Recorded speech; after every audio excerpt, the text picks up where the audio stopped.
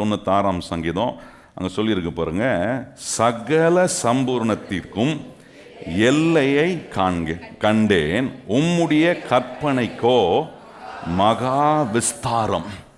நல்லா கவனிங்கள், இங்கே சொல்கிற சங்கீதக்காரன் தேவன் உண்டு பண்ணின எல்லாவற்றுக்கும் அங்கே நான் என்ன பார்க்குறேன்னா எல்லையை காண்கிறேன்றார்.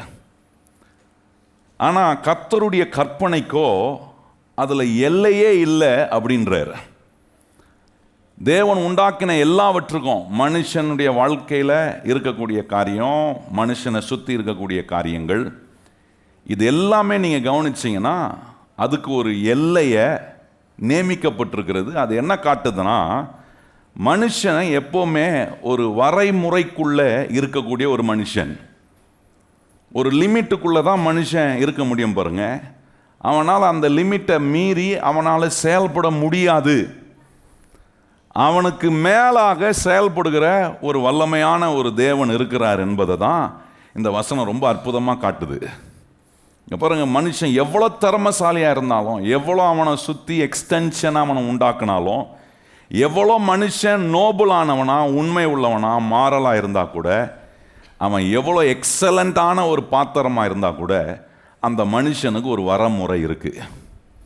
உங்ககிட்ட எவ்வளோ திறமை வேணால் இருக்கலாம், எவ்வளோ நீங்கள் சாமர்த்தியம் உள்ளவர்களாக இருக்கலாம், எவ்வளோ பெரிய சாதனை வேணாம் பண்ணலாம், ஆனால் இங்கே சங்கீதக்காரன் சொல்கிறான் அது எல்லாத்துக்கும் என்ன இருக்கான், ஒரு எல்லையை காண்கிறான். அப்படின்னா அது ஒரு வரமுறைக்குள்ள ஒரு லிமிட்டேஷன் இருக்குன்றான். ஆனால் தேவனை குறித்து சொல்லும்போது தேவனுக்கும் தேவனுடைய வார்த்தைக்கும் என்ன இல்லைன்றாருன்னா வரமுறையே இல்லை. வரமுறையற்ற ஒரு தேவன் வரமுறை உள்ள இருக்கிற ஒரு மனுஷனோடு ஆண்டவர் ஏற்படுத்துகிற தொடர்பு, இதை தான் இங்கே ரொம்ப அற்புதமாக காட்டுற. நான் ஒரு லிமிட்டடான ஒரு பர்சன், ஆனால் என்னுடைய ஆண்டவர் இஸ் அன் அன்லிமிட்டெட் காட். எப்படி வரைமுறையற்ற தேவன் வரமுறைக்குள் இருக்கிற ஒரு மனுஷனுடைய வாழ்க்கைக்குள்ள அவர் ஒரு தொடுதலை, அவர் ஒரு என்கவுண்டரை, அவர் ஒரு தாக்கத்தை ஒரு மனுஷனுடைய வாழ்க்கையில் உண்டாக்கும் போது நிச்சயமாக அந்த மனுஷனுடைய வரமுறைக்குள் இருக்கிற மனுஷனுடைய வாழ்க்கையில் பெரிய மாற்றத்தை கர்த்தரால் கொண்டு வர முடியும். எத்தனை பேருக்கு நான் சொல்கிறது புரியுதா உங்களுக்கு?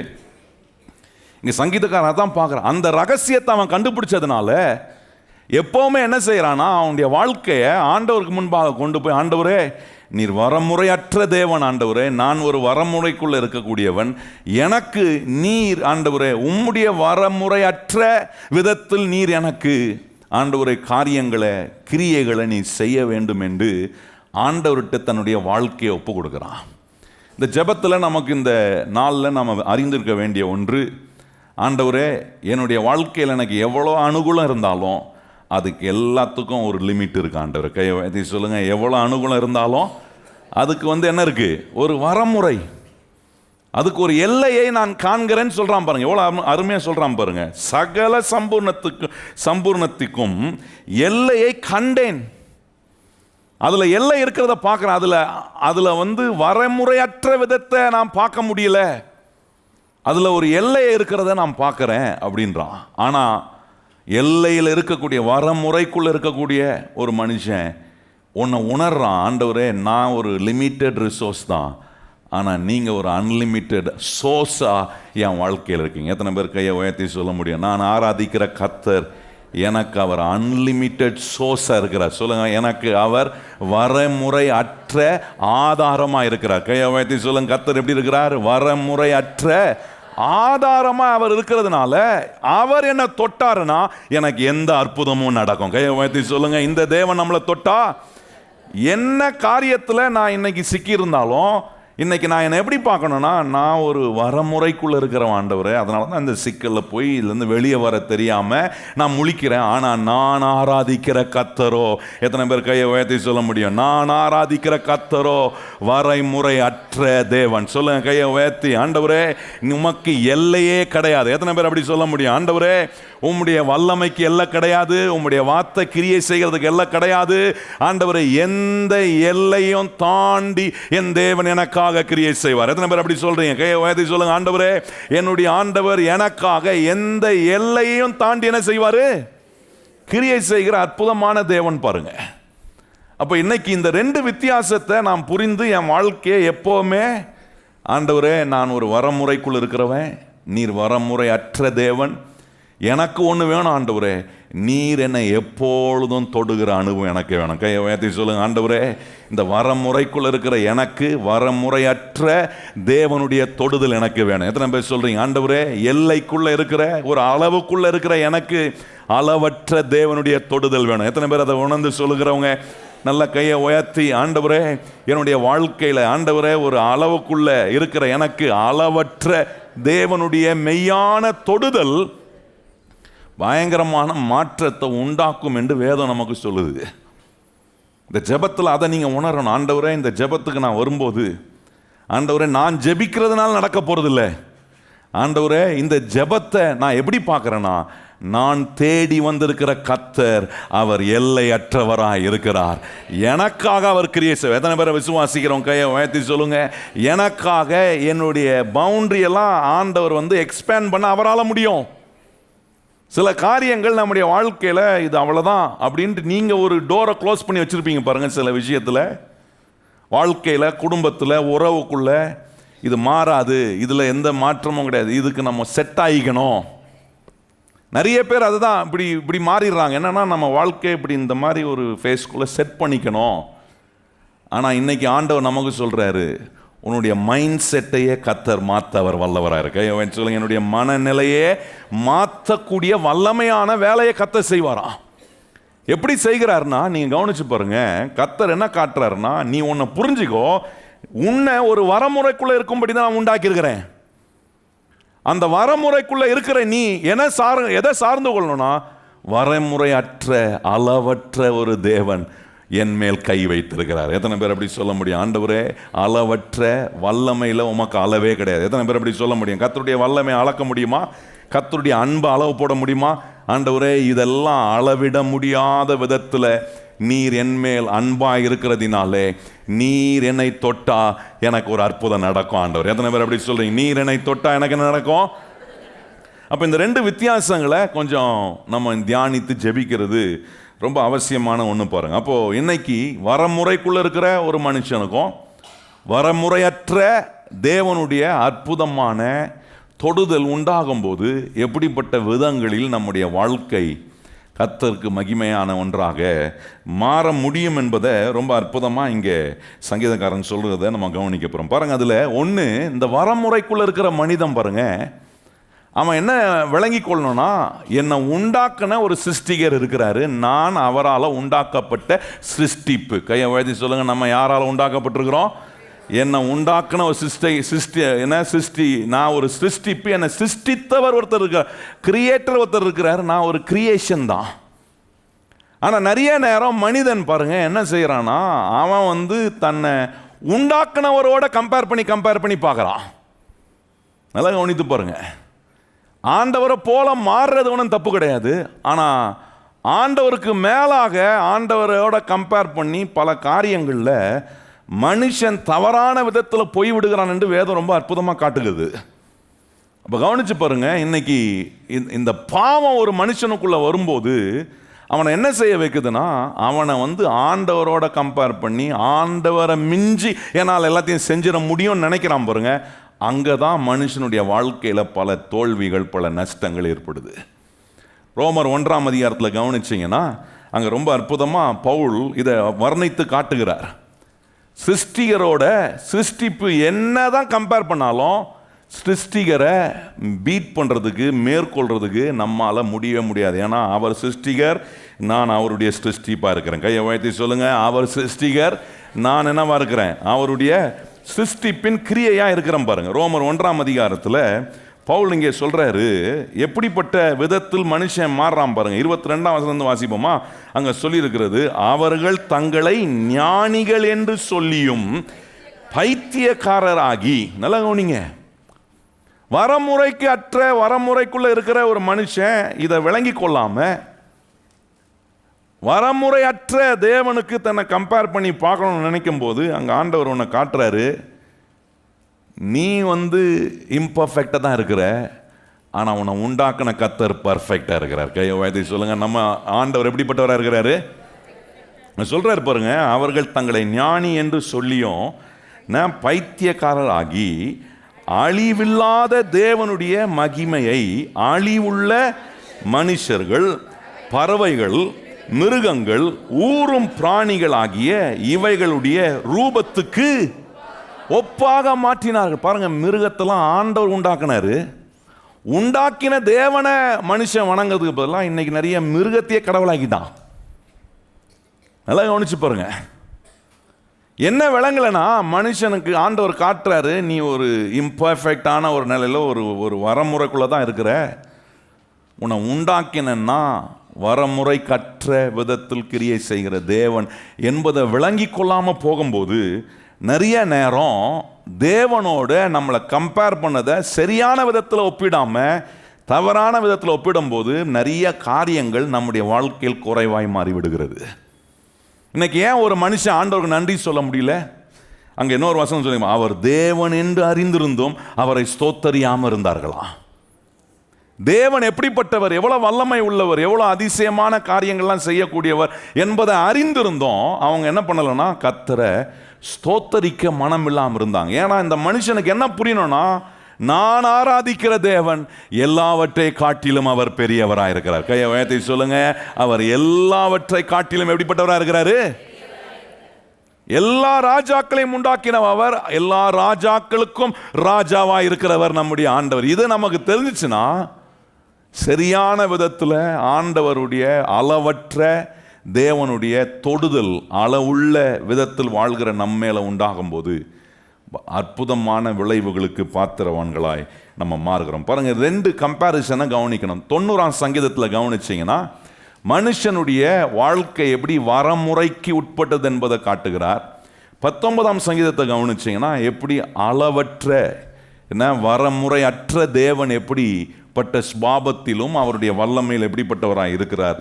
இதை விளங்கி கொண்டா நம்முடைய வாழ்க்கை எல்லா இடத்திலும் எங்கெல்லாம் குறை உள்ளதாக இருக்கிறதோ, எங்கெல்லாம் இம்பர்ஃபெக்ஷன் இருக்கோ, அங்கெல்லாம் ஆண்டவர் நம்மளை சம்பூரணமாக்க, நம்மளை பூரணப்படுத்த, நம்மளை ஆண்டவருக்கு ஏற்ற கிரியை உள்ளவர்களாய் மாற்ற கர்த்தர் நமக்கு உதவி செய்கிறார். பாருங்க, இங்கே மனுஷன் ஒரு வரமுறை கற்றவன் சொல்லும் போது பக்கத்தில் பார்த்து சொல்லுங்க, நமக்கெல்லாம் ஒரு லிமிட் இருக்குது. சொல்றதே நல்லா சொல்லுங்க, பக்கத்தில் பார்த்து என்ன சொல்லுங்க, நமக்கெல்லாம் நம்ம லிமிட்டை மீறி ஓவராக செயல்படக்கூடாது. ஆனால் அடிக்கடி லிமிட்டை மீறி ஓவராக தானே செயல்படுறோம். தாவீது சொல்கிறான், உனக்கானதை யோசினா நமக்கு மிஞ்சினது தானே யோசிக்கிறோம். அதுதான் இங்கே நமக்கு விளங்கி கொள்ளணும். நம்முடைய பவுண்ட்ரி என்ன, நம்முடைய லிமிட்டேஷன் என்ன, நம்முடைய பர்ஃபெக்ஷன் என்ன. நான் ஆராதிக்கிற தேவன் எப்படிப்பட்ட லிமிட் உள்ளவராக இருக்கிறார், எப்படிப்பட்ட வரமுறை உள்ள தேவனாக இருக்கிறார், எப்படிப்பட்ட அளவு அவரிடத்தில் இருக்குது, எப்படிப்பட்ட சம்பூர்ணம் அவர்கிட்ட இருக்குன்றதை விளங்கிட்டேன்னா இன்னைக்கு நம்முடைய வாழ்க்கையில் நம்மளை மாற்றுவதுக்கு இதுவே பெரிய உதவியாக இருக்கும். நான் சொல்கிறது நல்லா யோசித்து பாருங்க. ஒவ்வொரு மனுஷனும் தன்னை ஒவ்வொரு நாளும் ஆண்டவருக்கு முன்பாக மாற்றி அமைக்க மாற மாற நான் சொல்கிறேன் கர்த்தருடைய அற்புதம் நடந்துக்கிட்டே இருக்கும். கையை உயர்த்தி சொல்லுங்க, மாற மாற என்ன நடக்கும்? நல்ல சத்தமாக சொல்லுங்க, மாற மாற எனக்கு இயேசு பண்ணுகிற அற்புதம் உண்டாயிட்டே இருக்கும். சொல்லுங்க கையை உயர்த்தி, நான் மாற மாற இயேசு என்னில் உண்டு பண்ணுகிற அற்புதங்கள் என்ன பண்ணும்? நடந்துக்கிட்டே இருக்கும். பாருங்க, நீங்கள் கவனித்து பார்த்தீங்கன்னா இன்னைக்கு இருக்கிற உலகத்தில் இந்த விஞ்ஞானம் டெக்னாலஜி பயங்கர ஃபாஸ்ட்டாக க்ரோ ஆகிட்டு இருக்கு. பாருங்க, எந்த அளவுக்கு போயிடுச்சுன்னா இன்னைக்கு உலகம் டெக்னாலஜிலன்னா அப்படியே ஷட் டவுன் ஆகிடும்ன்றாங்க. இன்றைக்கி மாத்திரம் இன்டர்நெட் மாத்திரம் இல்லைன்னு வைங்களேன், இன்றைக்கி உலகமே ஷட் டவுன் ஆகி போன மாதிரி தான் இருக்கும். ஒரு புயல் எல்லா கம்யூனிகேஷனையும் காலி பண்ணிருச்சுன்னா ஒருத்தரோட இன்னொருத்தரோட கம்யூனிகேட் பண்ணுறது எவ்வளோ கஷ்டம், எப்படிப்பட்ட தவிப்பு உண்டாகுன்றது ஒரு சில வருஷங்களுக்கு முன்பாக நம்ம பார்த்தோம். ஒரு வரதா புயல் வந்தபோது எல்லா கம்யூனிகேஷனும் சென்னையில் கிட்டத்தட்ட ஒரு 1.5 நாள் 2 நாள் ஒன்றுமே கம்யூனிகேட் பண்ண முடியல. அப்போ எப்படி இருந்துச்சு பாருங்க, ஒன்றுத்தையும் ஏங்க முடியல, ஒன்றுத்தையும் செய்ய முடியல. அப்போ இன்னைக்கு டெக்னாலஜி வளர்ந்துருக்கு, பல காரியங்களை எளிதான முறையில் நம்ம செய்வதுக்கு நமக்கு பல அனுகூலம் இருக்குது. அவ்வளோ டெக்னாலஜி வளர்ந்தா கூட மனுஷன் அந்த டெக்னாலஜியை யூஸ் பண்ணால் கூட அவனுக்கு என்ன கத்தர் காட்டுறாரு, எவ்வளோ டெக்னாலஜி வளர்ந்தாலும் இன்னும் மனுஷன் அந்த வர முறைக்குள்ளே இருக்கக்கூடிய ஒரு அளவில் தான் மனுஷனை வச்சுருக்கிறாரு. அந்த நாட்களில் கவனிச்சிங்கன்னா இந்த செல்ஃபோன் கைபேசி வர்றதுக்கு முன்னாடி என்ன லேண்ட்லைன் இருந்துச்சு, அதுக்கு முன்னாடிலாம் ஃபோனே கிடையாதே. ஏன்னா அப்படிப்பட்ட காலத்தில் நீங்கள் கவனிச்சிங்கன்னா ஒரு செய்தியை இன்னொருத்தவங்க சொல்லணும்னா என்ன செய்வாங்கன்னா, புறாவை பிடிச்சி, கேள்விப்பட்டு பார்த்துருக்கீங்களா அந்த காலத்தில் கதையெல்லாம் கேட்டிருக்கீங்களா? புறாவை பிடிச்சி புறா காலில் என்ன பண்ணுவாங்க, செய்தியை கட்டி லெட்டரை கட்டி அனுப்புவாங்க. அந்த புறா போய் லெட்டர் கொடுக்கறதுக்குள்ளே எவனா புறாவை பிடிச்சி அச்சு சாப்பிட்றவனா இருந்தான்னு வச்சுக்கிங்க, லெட்டரும் போய் சேராது, புறாவும் போய் சேராது. ஒருவேளை அந்த காலத்தில் யுத்தத்துக்கு போனவங்க, வேற எங்கன்னா போனவங்க, வீட்டில் இருக்கிற மனைவிக்கு ஏதாவது ஒரு தகவல் சொல்லி விடணுன்ட்டு ஒரு புறாவை பிடிச்சி அங்கே ஒரு லெட்டர் எழுதி அது காலில் கட்டி அனுப்பி அது தான் மனைவிக்கிட்ட போகாம வேற ஒரு மனைவிகிட்ட போய் சேர்ந்துச்சுன்னா எவ்வளோ பாடு இருந்துச்சு பாருங்க அந்த காலத்தில். என்ன போச்சுன்னா அவரும் காலி, புறாவும் காலி.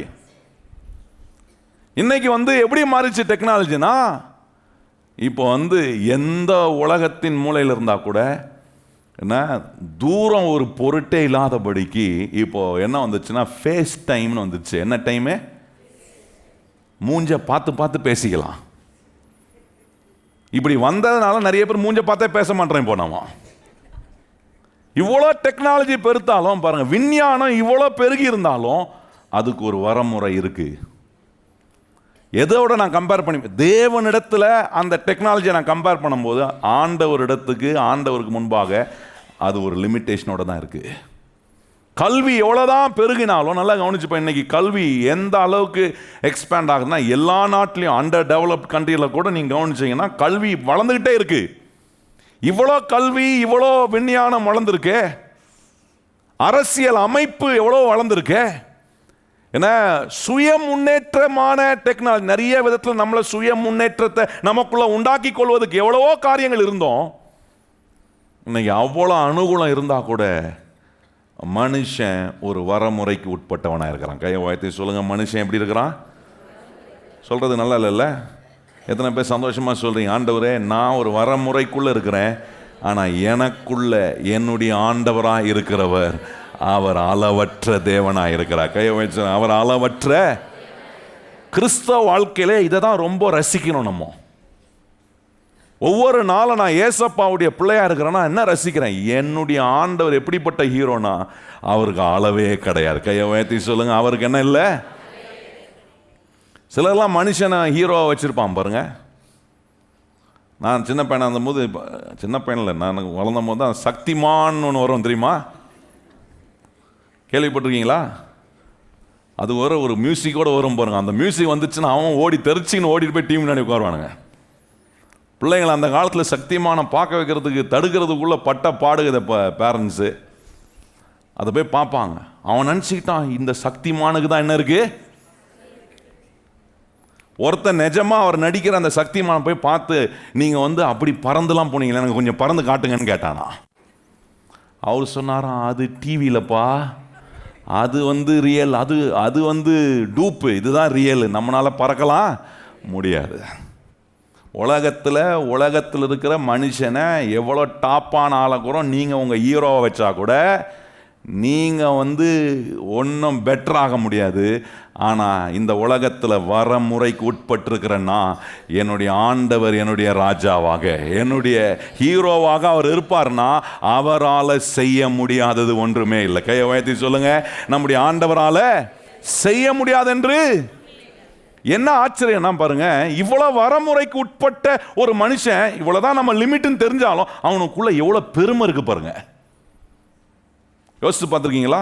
எனக்கு இவ்வளோதான் வரமுறை, இவ்வளோதான் நம்மளால், நமக்கு நம்ம பலத்துக்கு மிஞ்சி நம்மளால் ஒன்றும் செய்ய முடியாது தெரிஞ்சாலும் அவனுக்கு என்ன இருக்கு, உள்ளுக்குள்ள அவ்வளோ பெருமை பாருங்க. மறக்கவே முடியாது. நான் ஒரு சகோதரனை சந்தித்தேன் பாருங்க, ஹாஸ்பிட்டலில் அவரை போய் சந்தித்த போது அவரை விசாரிச்சுட்டு அவர்கிட்ட பேசிகிட்டு இருக்கும்போது சொன்னார், என்கிட்ட சொல்கிறார், பாஸ்டர் எனக்கு அப்போலோ ஹாஸ்பிட்டலில் ட்ரீட்மெண்ட் கிடைக்குது, என்னை கொண்டு போய் ஜிஹெச்சில் போடாமல் என்னை அப்போலோ ஹாஸ்பிட்டலில் வச்சு, டாப் ஹாஸ்பிட்டலில் வச்சு ட்ரீட்மெண்ட். நான் மனசுக்குள்ள நினச்சிட்டேன், பாயிண்ட் என்னன்னா, வியாதிப்பட்டு வியாதியில் இருக்கிற மனுஷனுக்கு அது அப்போலோல ட்ரீட்மெண்ட் கொடுத்தா என்ன, எங்க கொடுத்தா என்னங்க பெருமை பாருங்க. அதுல கூட ஒரு பெருமை என்னன்னா, என்ன அப்போலோ ஹாஸ்பிட்டலில் வச்சு பாருங்க ட்ரீட்மெண்ட் கொடுக்குறாங்க.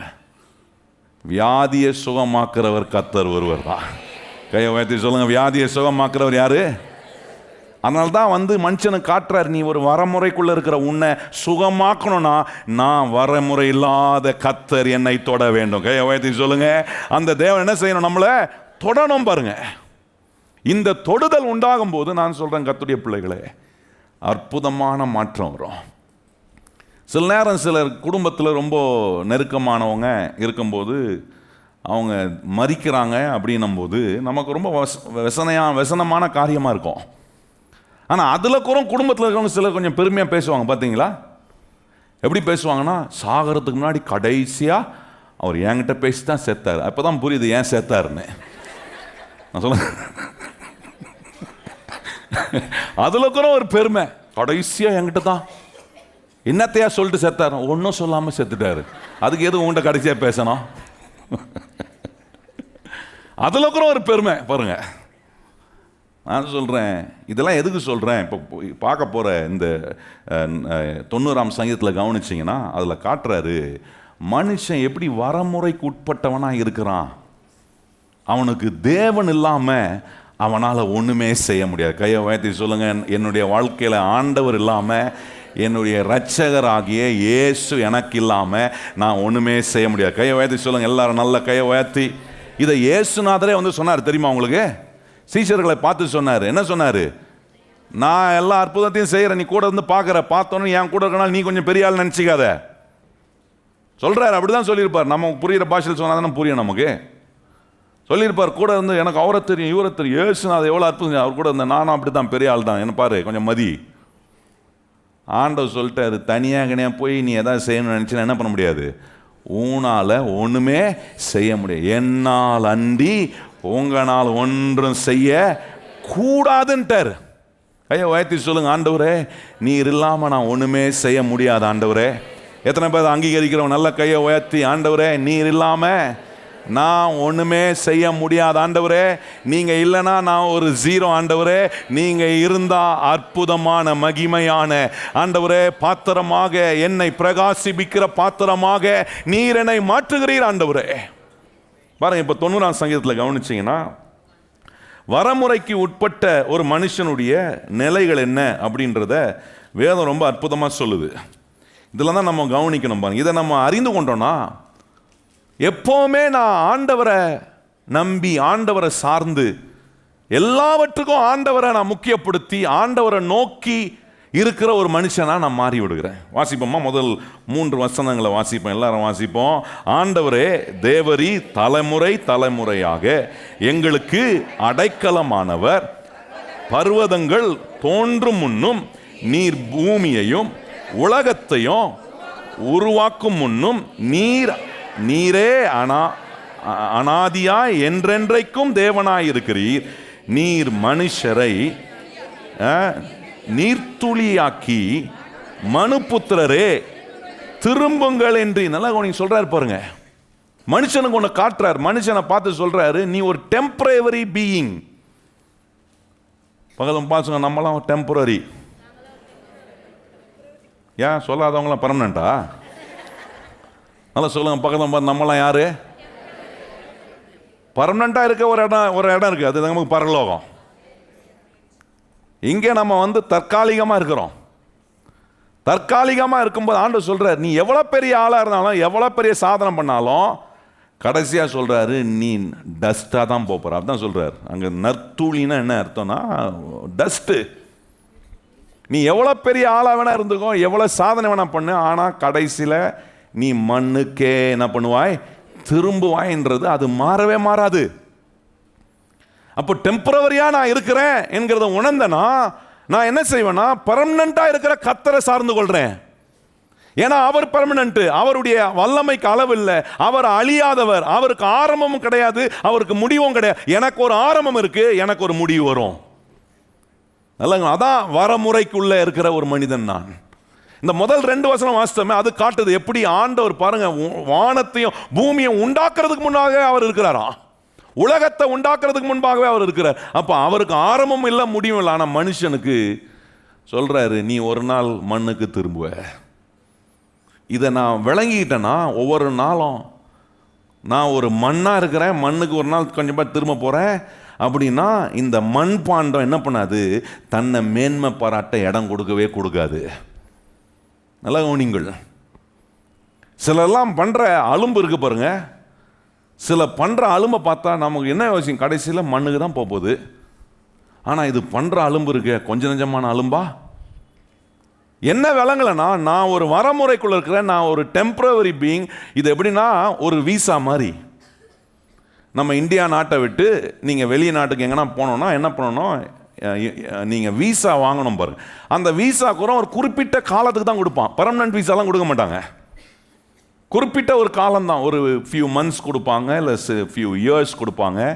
அது என்ன காட்டுதுன்னா ஒரு டைம் பீயிங். அந்த டைம் பீயிங்கில் வாழ்கிறேன்னா, ஆண்டவரே உம்முடைய அளவற்ற தொடுதல் எனக்கு உண்டாகணும். ஆண்டவரே கையை உயர்த்தி சொல்லுங்க, ஆண்டவரே நான் ஒரு டெம்பரவரி பீயிங். ஆண்டவரே நான் தற்காலிகமாக இருக்கிற ஒரு மனிதன். ஆனால் எனக்கு நீ நியமித்திருக்கிற நாட்களை நான் ஒவ்வொரு நாளும் ஆண்டவரை அளவற்ற தேவனுடைய தொடுதலினால் நான் வாழணும். கையை உயர்த்தி சொல்லுங்க, ஆண்டவரே நான் ஒவ்வொரு நாளும் எப்படி வாழணும், அளவற்ற தேவனுடைய தொடுதலினால் வாழணும். அப்படி வாழ்ந்தீங்கன்னா உங்கள் வாழ்க்கை எப்படி இருக்கும்னு யோசித்து பாருங்க. உங்க குடும்பம் எப்படி இருக்கும்னு யோசிச்சு பாருங்க. உங்க வேலை எப்படி இருக்கும், உங்க தொழில் எப்படி இருக்கும், உங்க எதிர்காலம் எப்படி இருக்கும் கொஞ்சம் யோசிச்சு பாருங்க. அந்த யோசனையை மனுஷனுக்கு கொடுப்பதுக்காக தான் இங்க சங்கீதக்காரன் சொல்றான், எல்லாத்துக்கும் ஒரு அளவு இருக்கிறத பார்க்கிறேன், எல்லை இருக்கிறத பார்க்கிறேன்றான். ஆனா ஒண்ணுக்கு மாத்திரம் எல்லையே இல்லாத என்னன்னா, தேவனுக்கும் தேவனுடைய வார்த்தைக்கும் எல்லையே இல்லை. கையை உயர்த்தி சொல்லுங்க, கர்த்தருடைய வார்த்தைக்கு எல்லையே இல்லை, கர்த்தருடைய வல்லமைக்கும் என்ன இல்லை, எல்லையே இல்லை. இப்படி எல்லையற்ற விதத்தில் எனக்காக கிரியை செய்ய ஒரு தேவன் இருக்கிறார். அந்த தேவனுக்கு நான் பிள்ளையா இருக்கிறேன். கையை உயர்த்தி எத்தனை பேர் ஆண்டவருக்கு நன்றி சொல்றீங்க? ஆண்டவரே என்ன உம்முடைய பிள்ளையாக, ஆண்டவரே இவ்வளோ பெரிய தேவன். யோசிச்சு பாருங்க, நான் சொன்ன பாருங்க, அவருக்கு அளவே இல்லை.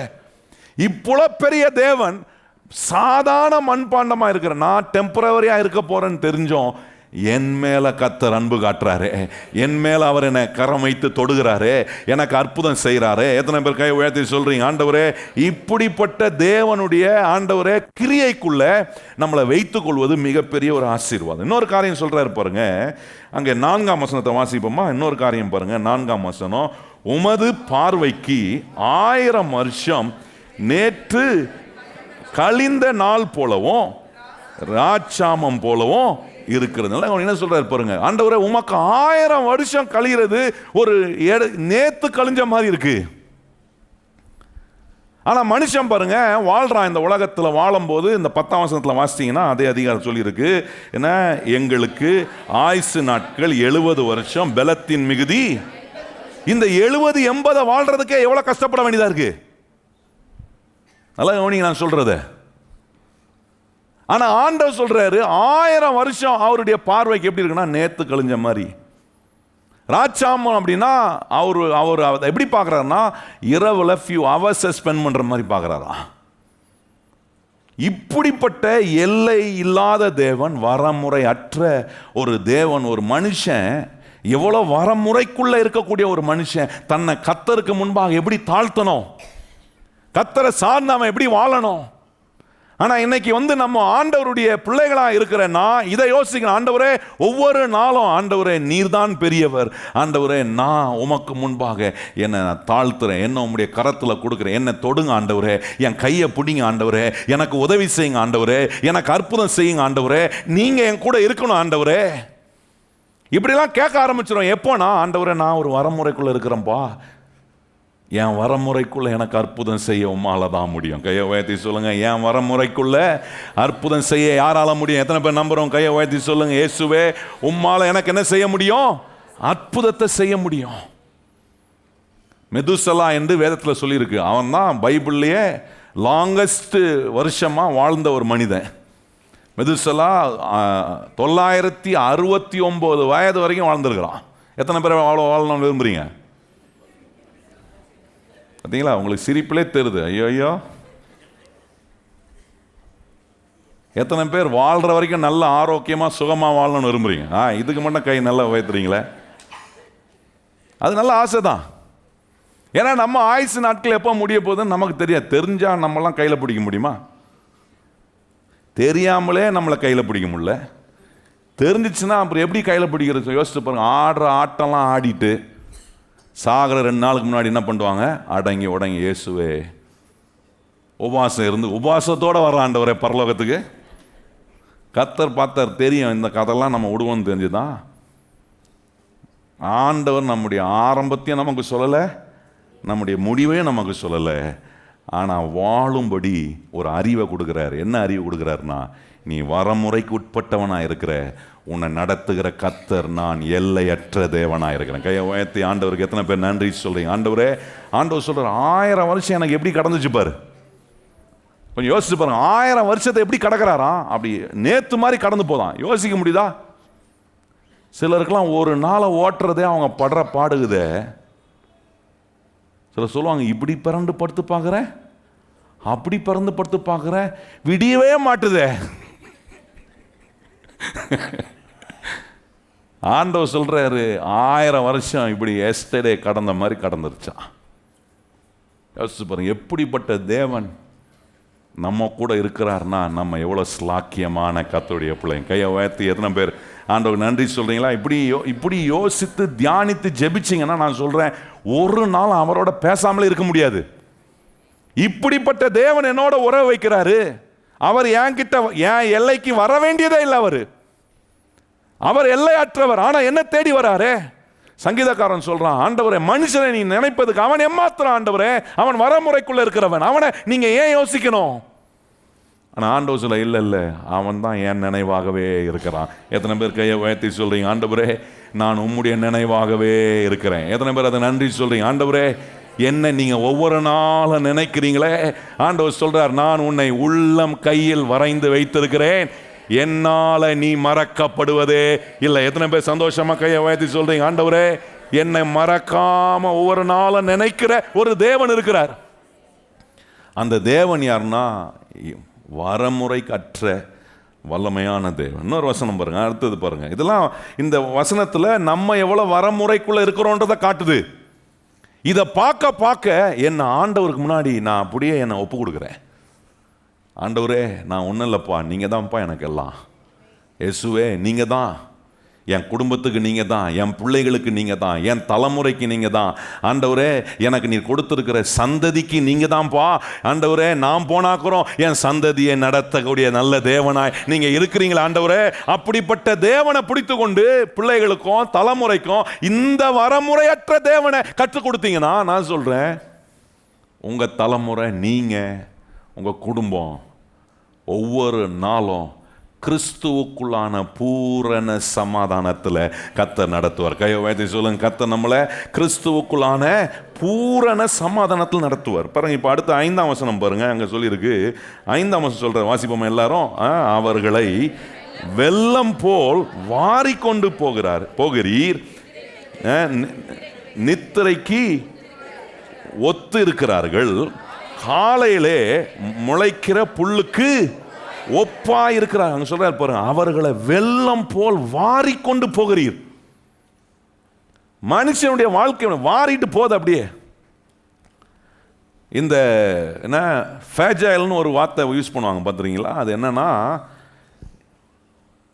சீக்கிரமாக உடையக்கூடிய பொருள், சீக்கிரமாக நாசமாகக்கூடிய ஒரு பொருளுக்கு மேலே, ஒரு பேக்கேஜுக்கு மேலே அப்படி போட்டுவாங்க. அந்த வேர்ட்ஸை போட்டு வைப்பாங்க. என்ன சொல்லுவாங்க, தூக்கிட்டு போகும்போது ஜாக்கிரதையாக தூக்கிட்டு போய் ஈஸியாக உடஞ்சிரும், சுக்குநூறாக ஆகிடும். மனுஷனுடைய வாழ்க்கை எப்படி இருக்குன்னா, அப்படியே வாரிட்டு போகிற மாதிரி இருக்குது. அதான் சொல்கிறாரு, மனுஷனுடைய வாழ்க்கை எப்படிப்பட்ட ஒரு நிலையில் இருக்குது, அப்படியே எல்லாத்தையும் வாரிட்டு போகிற மாதிரி வாழ்கிற ஒரு மனுஷன் தன்னை பெருமையாக நினைக்கிறதுக்கு என்ன இருக்குது? கொஞ்சம் யோசித்து பாருங்கள். பெருமை வரும்போது நம்ம யோசிக்கணும். ஆண்டவர் அங்கே எப்படி சொல்கிறார், மனுஷன் எப்படி இருக்கான்னா வெள்ளம் வாரிட்டு போது பாருங்க. வெள்ளம் வந்து அடிச்சுட்டு போகுது பார்த்தீங்களா? நோவாவின் காலத்தில் வெள்ளம் வந்துச்சு, என்ன பண்ணுச்சு? ஜனங்களை அடிச்சுட்டு போச்சு பாருங்க. இப்படிதான் மனுஷன், இவ்வளவுதான் மனுஷனுடைய கெப்பாசிட்டி, இவ்வளவுதான் மனுஷனுடைய அளவு. ஆனால் இந்த அளவை புரிந்து கொள்ளாம ரொம்ப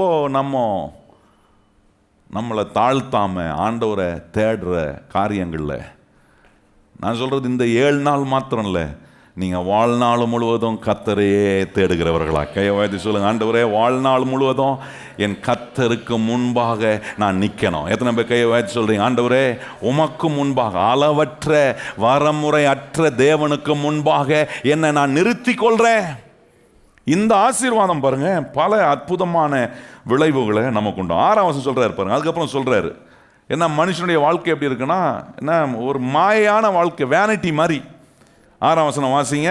அது காலையிலே முளைத்து பூத்து மாலையிலே அறுப்புண்டு உழந்து. அதெல்லாம் என்ன சொல்ற பாருங்க, காலையில் புழுக்கு வாசமாகுது, மாலையில் அப்படி காஞ்சி போய் ஒன்றும் இல்லாமல் போயிடுது.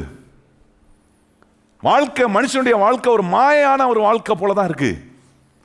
இப்படி வாழ்ற ஒரு மனுஷன், நல்லா கவனிங்க என்ன சொல்றாரு, இப்படி வாழ்ற ஒரு மனுஷன் கர்த்தருக்கு முன்பாக எப்படிப்பட்ட தேவனை நான் ஆராதிக்கிறேன் அப்படின்றத, எப்படிப்பட்ட கர்த்தர் வரமுறை இல்லாத தேவன் என் மேல் அவர் அன்பு வைத்திருக்கிறாரு அப்படின்னும் போது நான் என் வாழ்க்கையை ஃபர்ஸ்ட் ரைட் ஆக்கி வாழ வேண்டிய அவசியமே இல்லை. நல்லா கவனிங்கள், இந்த சரீரம் ஒவ்வொரு நாளும் பல போராட்டத்துக்குள்ளே போயிட்டு தானே இருக்கு. இளமையாக இருக்கும்போது அதில் ஒரு தெம்பு இருந்துச்சு, கொஞ்சம் வயசாகும்போது அந்த சரீரம் கொஞ்சம் அதனுடைய கோளாறை காட்டு, இன்னும் கொஞ்சம் ரொம்ப எக்ஸ்ட்ரா வயசாகிடுச்சுன்னா அதுக்கு ஏற்ற கோளாறை காட்டுது. மனுஷனுடைய வாழ்க்கை அப்படி தான். ஏன்னா ஆரம்பிக்கும் போது அப்படியே ஸ்ட்ராங்காக போகுது, ஆனால் வயசாக வயசாக வயசாக அந்த வயசானதுக்கு ஏற்ற பலவீனங்கள்லாம் மனுஷனுடைய வாழ்க்கையில் வருது. குமரியாக இருக்கும்போது அழகாக இருக்கிறோம், வயசாகும் போதும் எப்படி தான் இருக்கணும். அதுதான் சிலர் டை அடிச்சுக்கிறீங்க, மேக்கப் பண்ணையும் பண்ணுங்க, அழகாக காட்டிங்க. ஏன்னா சாரால் 90 வயசு வரைக்கும் அழகாக தானே இருந்துக்கிறா. என்ன ஆபிரகாமுக்கு 90 வயசில் ஒரு பிள்ளையை பெற்றுக் கொடுத்தாலே அப்போ எவ்வளோ மேக்கப்லாம் பண்ணி, என்ன மேக்கப், இந்த நேச்சுரல் மேக்கப்னு நினைக்கிறேன் அதெல்லாம். இன்னைக்கு ஆர்டிஃபிஷியல் மேக்கப் போடுறோம். என்ன கலரு மாவு, அந்த மாவு இந்த மாவெல்லாம் போட்டு என்னென்ன போட முடியுமோ லிப்ஸ்டிக் போடுறாங்க. இப்போ நான் கேள்விப்பட்டேன் பசங்க கூட லிப்ஸ்டிக் போடுறானுங்களாம். எப்படி ஆயிடுச்சு பாருங்க. நான் சில வாயெல்லாம் பார்ப்போம், பசங்க வாய் என்ன பழப்பழம் நினச்சா எதை போட்டுக்கிறானா அவன். அழகுபடுத்துறதுக்கு என்னென்ன பண்ணுறோம் பாருங்க. வயசை காட்டாதபடிக்கு என்னெல்லாம் செய்யணுமோ செய்கிறோம், தப்பு ஒன்றும் கிடையாது. ஆனால் ஆண்டவர் சொல்கிறாரு, மனுஷனுடைய சரீரம் பிறக்கும்போது அவனுக்கு இருக்கிற பலன் நாளாவ எப்படி காலையில் ஒரு பூ பூத்து மாலையில் அது டைம் ஆகும்போது அப்படியே காஞ்சி உழந்து போகுது, அது போல் ஒரு மனுஷனுடைய வாழ்க்கை பாருங்கள். வாழ்கிறான் ஒரு 70-80 வயசு வரைக்கும் வாழ்கிறோம். ஏன்னா எத்தனை பேர் 80 வயசுக்கு மேலே வாழணும்னு விரும்புகிறோம்? கையை வைத்து ஆமேன்னு சொல்லுங்கள். பரவாயில்ல, நீங்களாம் பாக்கியம், 120 வரைக்கும் வாழ்வீங்க. கையை வைத்து ஆமேன்னு சொல்லுங்கள். 120 வயசு வரைக்கும் வாழ்ந்து என்ன பண்ண போகிறீங்க? பண்ணுறதுக்கு எதாவது தெரிஞ்சு வச்சுக்கணும். பாஸ்டர் சொன்னார் 120 வயசும் வாழ்வேன்ட்டு, அப்புறம் வாழ்ந்துட்டு இருக்கிறவங்களாம் உபத்திரமாக இருந்துட்டு போகக்கூடாது. 120 வயசு வரைக்கும் மோசே வாழ்ந்தான். ஏன்னா 120 வயசு வரைக்கும் கரெக்டாக நடத்திட்டு போனான் ஜனங்களை. அப்படி ஆண்டவருக்காக வாழணும். நான் எப்பவுமே சொல்லுவேன், ஆண்டவருக்காக வாழணும்னு உங்கள் வாழ்க்கையை ஒப்பு கொடுத்தீங்கன்னா தீர்க்காயுசை கர்த்தர் கொடுப்பார். கையை வைத்து சொல்லுங்க, கர்த்தருக்காக வாழ்றவங்களுக்கு என்ன பண்ணுவார் ஆண்டவர்? ஆயுசு நாட்களை கூட்டி கொடுப்பார். கையை வைத்து சொல்லுங்க, கர்த்தருக்காக வாழாதெல்லாம் கை வைத்து ஆயுசு நாள் கூட்டி கொடுப்பான்னு சொல்கிற மாதிரி சொல்லக்கூடாது. கர்த்தருக்காக ஒன்றுமே பண்ணல, ஆண்டவர் எனக்கு ஆயுசு காலத்தை எதுக்கு கூட்டி கொடுப்பாரு? சிலர்லாம் போகிற நேரம் பாருங்க, ஆண்டவரே எனக்கு உயிரை கொடுத்தா இருக்கும்போது என்ன பண்ண? அந்த கேள்வி ஆண்டவர் கேட்பாரா கேட்க மாட்டாரா? இழுத்து ஆண்டவரே ஒரு முறை உயிரை கொடு, அதுக்கப்புறம் உங்க எப்படி வாழ்ந்து காட்ட கர்த்தர் கேட்பார், உனக்கு கொடுத்த உயிரிலே ஒழுங்கா ஒன்றும் பண்ணலை. கையை வைத்து சொல், இயேசுவே உமக்காக வாழணும். எத்தனை பேர் அப்படி சொல்றீங்க? நல்ல கையை வைத்து சொல்லு, இயேசுவே உமக்காக வாழணும். கர்த்தர் உங்கள் மூஞ்செல்லாம் ரெக்கார்ட் பண்ணுறாரு. கர்த்தர் கையை வைத்து சொன்ன எல்லா மூஞ்சியும் என்ன பண்ணியிருக்காரு? பரலோகம் ரெக்கார்ட் பண்ணி பார்ப்பார். இன்னிலேருந்து வாழ்றியா, என்ன பண்ணுறோம் அப்படின்றத கர்த்தர் பார்ப்பார். கர்த்தருக்காக வாழ்றன்னு போய் சண்டை போடக்கூடாது. ஒரே போராட்டம். என்ன போராட்டம்? நம்ம நினைச்சும் பிசாசோட போராடுறாங்க, பார்த்தா இவங்க குடும்பத்தில் புருஷன மனைவியும் ஒரே போராட்டம். என்ன போராட்டம்? சண்டை, சாப்பிட்றதுக்கு சண்டை, உட்கார்றதுக்கு சண்டை, எழும்புறதுக்கு சண்டை. ஆனால் மனுஷனை பார்த்து ஆண்டவர் சொல்கிறாரு, மாயான ஒரு வாழ்க்கை வாழ்கிறான் மனுஷன். காலையில் பூக்கிற பூ மாலையில் என்ன ஆகுது, காஞ்சி உழந்து போகுது. இதுதான் நம்முடைய வாழ்க்கை. பாருங்கள், அடுத்த சொல்கிறாரு பாருங்க, மனுஷனுடைய நிலைகள் இதெல்லாம் மனுஷனுடைய நிலைகளை கர்த்தர் நமக்கு காட்டுறார். வரமுறைக்குள் இருக்கிற மனுஷனுடைய அளவுகோலை நமக்கு தேவன் காட்டுறார். 7ஆம் வசனத்தில் 9ஆம் வசனம் வரைக்கும் வாசிப்போம். எல்லாரும் இணைந்து வாசிப்போம். நாங்கள் உமது கோபத்தினால் அழிந்து உமது உக்கிரத்தினால் கலங்கி போகிறோம்.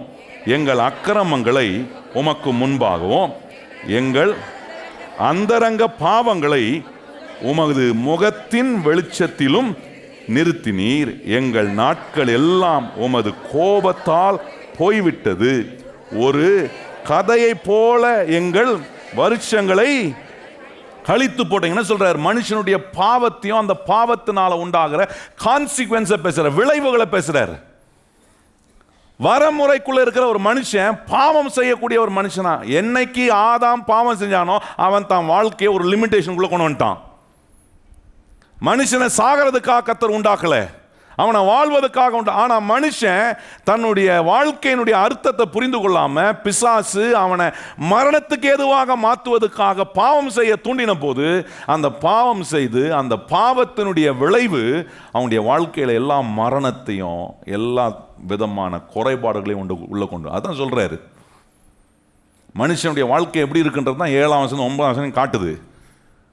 ஒரு கதை கடந்து போகிற மாதிரி கடந்து போகுது ஆண்டவரே எங்கள் வாழ்க்கை. நல்லா கவனிச்சு பாருங்க. இப்போ இந்த மனுஷனுடைய வாழ்க்கை ஏன் எப்படி இருக்கு, அவனுடைய இருதயம் எப்படி இருக்குன்னா மகா கேடம் திருக்குள்ளமான ஒரு இருதயமாக இருக்குன்றார். Twisted and crooked heart. மனுஷனுடைய இருதயம் எப்படி இருக்குன்னா எப்பவுமே ட்விஸ்டடு குருக்கடு. நல்லா கவனிச்சு பாருங்க. இந்த ஒரு நிலையில வாழ்ற ஒரு மனுஷனுக்கு யார் தேவைன்னா பரிபூரணமான கர்த்தர் தேவையா இருக்கிறார். அவருக்கு தான் நம்மளை பரிசுத்தப்படுத்த முடியும். கையை உயர்த்தி சொல்லுங்க, அவர் தான் என் பாவத்தை மன்னிக்கிறாரு, பாவத்தின் விளைவுகளை என்னை விட்டு அகற்றுகிறாரு, எல்லா வேலையும் செய்கிற அவர் எனக்கு தேவை. பாருங்க, ஒரு மனுஷன் குடிக்கிறான்னு வச்சுங்களேன், குடிக்கிறான்னு சொல்லிட்டு அரசாங்கம் குடிக்கிற சரக்கு பாட்டில் ரேட்லாம் ஏற்றிடுறான்னு வச்சுங்க, குடிக்கிறவனா மனம் திரும்பிடுவானா? நம்மளாம் குடிக்காதவங்க தான். நம்ம சும்மா ஒப்பனைக்கு கேட்குறேன், என்ன இப்படி ஒரு காரியத்தை பண்ணுறான்னு வச்சிங்களேன், அவங்க என்ன உடனே குடிக்காரங்களாம் என்ன பண்ணுவாங்க, அவங்க உடனே இப்போ பாட்டில் ரேட்லாம் ஏறி போயிடுச்சு, பாட்டில் வாங்க முடியாதனால மனம் திரும்பிடுவானா? அவன் கையில் எப்படி காசு வரணுன்ட்டு அவனுக்கு நல்லா தெரியுங்க. எங்கே போய் கடன் வாங்கணுமோ கடன் வாங்குவான், எங்கே போய் தாலியாக இருக்கணுமோ தாலியாக இருப்பான், எல்லா வேலையும் செய்வான். ஏன்னா அந்த அந்த அந்த ஒரு போதைன்றாங்க பாருங்க, அந்த போதை அவனை எதை வேணால் செய்யும், அது எவ்வளோ விலையாக இருந்தாலும் கொடுத்து வாங்க ரெடியாக இருக்கிறான். ஒரு குடிக்கிற ஒரு மனுஷனுக்கு அந்த கெட்ட பழக்கம், அந்த பாவத்திலிருந்து அவன் விடுதலை பெறுவதுக்கு அரசாங்கம் விலையேற்றியோ அரசாங்கம் வேறு சட்டத்திட்டங்களை கொண்டு வந்தோ மாற்றணும் நினச்சா மாற்றிட முடியாது. ஒரு குடிக்கார மனுஷனை மாற்றக்கூடிய ஒரே தேவன் இயேசு ஒருவர் மாத்திரம் தான். கையை உயர்த்தி ஆமேன்னு சொல்லுங்க. இயேசு ஒருவர் தான் என்ன பண்ணுவார்? குமாரன் உங்களை விடுதலை ஆக்கினால் நீங்கள் மெய்யாகவே. நான் ஒரு கதையை வாசித்தேன் பாருங்க, ரொம்ப ஆச்சரியம். நடந்த நிஜ சம்பவங்கள். நார்வே கண்ட்ரி இருக்கு பாருங்க, நார்வே கண்ட்ரியில் இந்த கிரிமினல்ஸ் எல்லாம் பிடிச்சி ஜெயிலில் போடுவாங்களாம். இப்படி கிரிமினல்லாம் பிடிச்சி ஜெயிலில் போடும்போது அந்த ஜெயிலை கிரிமினலை பிடிச்சி போகிற ஜெயில் எப்படி இருக்குன்னா ஒரு லக்ஸூரியஸ் அப்பார்ட்மெண்ட் மாதிரி இருக்குமா. என்னைக்கா அந்த மாதிரி ஜெயில் பார்த்துக்கிறீங்க நீங்கள்? Luxurious apartment. இது நீங்கள் போய் ரிசர்ச் பண்ணி பாருங்கள். இந்த 2-3 ஜெயில் அங்கே இருக்குது அந்த நார்வேயில். அங்கே என்ன பண்ணுவாங்கன்னா தப்பு செய்கிறவனை கொண்டு போய் அவனை ஜெயிலில் போடுவாங்க. அந்த ஜெயில் எப்படி இருக்குன்னா லக்ஸூரியஸ் அப்பார்ட்மெண்ட் மாதிரி இருக்குமா. ஏன் அப்படி வச்சுருக்காங்கன்னா அந்த நாட்டில் இருக்கவங்க அவங்க சொல்கிறாங்க, ஒரு தவறு செஞ்சு வருவனுக்கு அவனுக்கு ரீஹாபிட்டேஷன் மாதிரி அங்கே காரியங்களை செஞ்சு அவனை நார்மலைசேஷன் ஆக்குறதுக்கு அவனுக்கு நிறைய காரியங்களை சொல்லி கொடுத்து இந்த குற்றத்திலிருந்து அவன் வெளியே போனால் சமுதாயத்தோட சரியான விதத்தில் வாழ்வதற்காக நாங்கள் இப்படிப்பட்ட முயற்சிகள் எடுக்கிறோன்றாங்க. அந்த முயற்சிகளுக்கு நல்லது தானே, ஒன்றும் தப்புன்னு சொல்லல. நல்ல ஒரு எண்ணங்களை வச்சு அந்த அரசாங்கம் நார்வே கவர்மெண்ட் இதை செய்கிறாங்கன்னா ஒன்றும் தப்பு கிடையாது. அப்போ அந்த தண்டனை பீரியடில் இருக்கிற ஒரு கிரிமினல் என்ன பண்ணுவாங்களாம், இப்படி எல்லா கோர்ஸும் கொடுத்து அவனை ட்ரெயின் பண்ணி அவனை உருவாக்கி அவனை விடுதலை ஆகிறதுக்கு முன்னாடி என்ன பண்ணுவாங்களாம், அவனை கொண்டு போய் சமுதாயத்தில் இன்னைக்கு இருக்கிற அந்த நாட்களில் எப்படி அவன் வந்து அந்த கலாச்சாரத்தோடு ஒத்து போகிறதுக்காக என்ன செய்வாங்களாம், ஒரு லேடி போலீஸை என்ன பண்ணுவாங்களாம் கூட அசைன் பண்ணி அவனை என்ன செய்வாங்களாம், ஒரு கிரிமினலை கூட்டு போய் சமுதாயத்தில் கூட்டு போய் படம் பார்க்க வைப்பாங்களாம், தேட்டருக்கு கூட்டு போவாங்களாம், மாலுக்கு கூட்டு போவாங்களாம், எல்லா ஜனங்கிற இடத்துலாம் கூட்டு போவாங்களாம். அப்படி கூட்டுட்டு போயிட்டு என்ன பண்ணுறாங்களாம், வெளியே போகிறதுக்கு முன்னாடி அவருக்கு வந்து ஃபோர்டெஸ்ட் காட்டுறாங்களாம், முன்ருசியை காட்டுறாங்க. சமுதாயத்தில் எப்படி நீ நல்ல ஒழுக்கமாக வாழ்கிறதுக்கு நீ இவ்வளோ நாள் எடுத்த பயிற்சி, இவ்வளோ நாள் நீ கற்றுக்கொண்ட காரியங்களை வச்சு நீ நல்லா வாழ முடியுமா அப்படின்னு பண்ணாங்களாம். பாருங்கள், இப்படி பண்ணதில் நிறைய பேருக்கு அது யூஸ் ஆகிருக்கு. ஆனால் எல்லாருக்கும் யூஸ் ஆகும்னு சொல்ல முடியாது. ஏன்னா மனுஷனுடைய இருதயம் அப்படி பொல்லாத இருதயம், திருக்குள்ள மனுஷன் எவ்வளோ சொன்னாலும் மறுபடியும் அந்த பாவத்தினுடைய கான்சிக்வன்ஸாக அவனை என்ன பண்ணுதுன்னா மறுபடியும் நல்லதை செய்யணும்னு நினைக்கிறான். ஆனால் அவனால் நல்லது செய்ய முடியல, கொண்டு போய் அவனை கடைசியில் கெட்டதை தான் செய்ய வைக்குது. இப்படி ஒரு கிரிமினலை என்ன பண்ணாங்களாம், ஒரு போலீஸ் அம்மாவோட அனுப்பி அந்த அம்மாவும் கூட்டு போய் எல்லா அம்மாலையும் காட்டு சினிமா தேட்டருக்கெல்லாம் கூட்டு போயிட்டு வரும்போது ஜெயிலுக்கு திருப்பியும் போகிற நேரத்தில் அவன் அந்த கிரிமினல் இந்த அம்மாவை சுட்டுட்டு ஓடிட்டானா. அதான் கவனிச்சு பாருங்க. இதில் என்ன புரியுது, என்ன நல்லதை இந்த சமுதாயத்தில் செய்யணும்னு முயற்சி எடுத்தா கூட நான் சொல்கிறேன், ஒரு மனுஷனை மாற்றுறது கர்த்தரால மாத்திரம்தான் முடியும். கையை உயர்த்தி சொல்லுங்க, ஒரு மனுஷனை மாற்ற யாரால தான் முடியும்? ஆண்டவர் மனசு வைக்காம, ஆண்டவர் அவருடைய சித்தத்தை அவருடைய அன்பை ஒரு மனுஷனுக்குள்ள ஊற்றாம, நான் சொல்கிறேன் என்ன மனுஷன் என்ன மாரல் ஆஸ்பெக்டில் என்ன காரியங்களை உருவானாலும் பவுல் சொல்கிறார், நான் நல்லதை செய்யணும்னு நினைக்கிறேன், ஆனால் நான் எங்கே தான் போய் நிற்கிறேன், கடைசியாக கெட்டதை செய்கிற இடத்துல போய் நான் நிற்கிறேன். நன்மை செய்யணும்னு நினைக்கிறேன், ஆனால் என்னுடைய வாழ்க்கையில் நான் கடைசியில் எங்கே போய் நிற்கிறேன், நான் தீமை செய்கிறவனா, நான் கெடுதியை செய்கிறவனா. இந்த நிர்பந்தமான மனுஷனை விடுவிக்க யாரால கூடும்? பவுல் சொல்கிறாரு, கிறிஸ்துவால் மாத்திரம்தான் என்னை விடுதலை பண்ண முடியும். கையை உயர்த்தி சொல்லுங்க, ஆண்டவரே, மனுஷன் ஒவ்வொரு மனிதனுக்கும் இயேசு தேவை. கையை உயர்த்தி சொல்லுங்க, ஆண்டவரே எங்களுக்கு நீர் வேணும் ஆண்டவரே. அதே போல எல்லா மனிதரும் இயேசுவை அறிகிற அறிவில் ஆண்டவரே வளரணும், ரட்சிப்பு அடையணும். இதெல்லாம் ரொம்ப அவசியம் ஆண்டவரே. இந்த உணர்வு மனுஷனுக்குள்ள வந்துச்சுன்னா தெரியும், நான் என்னை மாற்றிக்க முடியாது, என்னை மாத்திர ஒரு நல்ல தேவன் ஒருவர் என் கூட இருக்கிறார். பாருங்கள், இன்னொரு காரியம் பாருங்கள், மனுஷனுடைய வாழ்க்கையை குறித்து சொல்லும்போது அவனுடைய வரமுறைக்குள்ளே இருக்கிறவன் அப்படின்னு சொல்லும்போது அங்கே இன்னொரு காரியம் சொல்கிறார். 9:10 நீங்கள் கவனிச்சிங்கன்னா அங்கே சொல்கிறார், எப்படி 10ஆம் வசனம் பாருங்கள், அங்கே சொல்கிறார், வருத்தமோ சஞ்சலத்தோடு தான் அவன் ஒவ்வொரு நாளும் உழைக்கிறான். அவனுடைய வருஷங்களை எப்படி கடக்கிறான், சஞ்சலத்தோட வருத்தத்தோட தான் கழிக்கிறான். இப்படிதான் போதும் அவனுடைய நாட்கள். நல்லா கவனிச்சு பாருங்க, எத்தனை வருஷம் வாழ்ந்தாலும் எத்தனை காரியம் செஞ்சாலும் இந்த சஞ்சலமோ வருத்தமோ இல்லாத ஒரு மனுஷனும் இல்லையே. நான் உங்களை பார்த்து கேட்குறேன், உங்களுக்கு சஞ்சலமோ வருத்தமோ இல்லையா? கேட்டவொன்னே அப்படியே ஆயிட்டிங்க பாருங்க, சஞ்சலமோ உடனே அந்த பாவனைக்கு போய்டுவோம். நம்ம அந்த வேர்டை கேட்டோம்னா ஆட்டோமேட்டிக்காக பாடி லாங்குவேஜ் வேலை செய்யுது. சஞ்சலத்தோட வருத்தத்தோட தான் நாட்களை கழிக்கிறான் பாருங்க மனுஷன். ஆனால் ஒரு மனுஷன் கர்த்தரை வரமுறையற்ற தேவனை அறிந்து கொள்ளும் போது அவனுடைய வாழ்க்கையில் சஞ்சலமும் வருத்தமும் இருந்தாலும் அவனுக்கு தெரியும், ஒவ்வொரு நாளும் கர்த்தர் நன்மையினாலும் கிருபையினாலும் என்னை முடிசூட்டுவார். கையை உயர்த்தி சொல்லுங்க, ஜீவனுள்ள நாளெல்லாம். சொல்லுங்க, கையை உயர்த்தி, ஜீவனுள்ள நாளெல்லாம். எத்தனை பேரை விரும்புறீங்க? ஆண்டவரே, சஞ்சலமும் வருத்தமும் நிறைந்த ஒரு வாழ்க்கையை வாழ்கிறேன், ஆனால் வரமுறையற்ற தேவன் என் கூட இருக்கிறதுனால என்னுடைய நாளை நான் எப்படி கழிக்கிறேன், வாழ்நாள் எப்படி கழிக்கிறேன்? ஜீவன் உள்ள நாளெல்லாம் நன்மையும் கிருபையும் என்னை தொடரும். எத்தனை பேர் கையை உயர்த்தி சொல்றீங்க, கர்த்தாவே எனக்கு நன்மையும் கிருபையும் என்னை தொடருகிறது? பாருங்க, சில நேரம் மனுஷன் தன்னுடைய காரியத்தை மாத்துறதுக்கு நிறைய பிலாசபிக்கலான காரியங்களை கேட்டு தன்னை மாற்றணும்னு நினைப்பான்.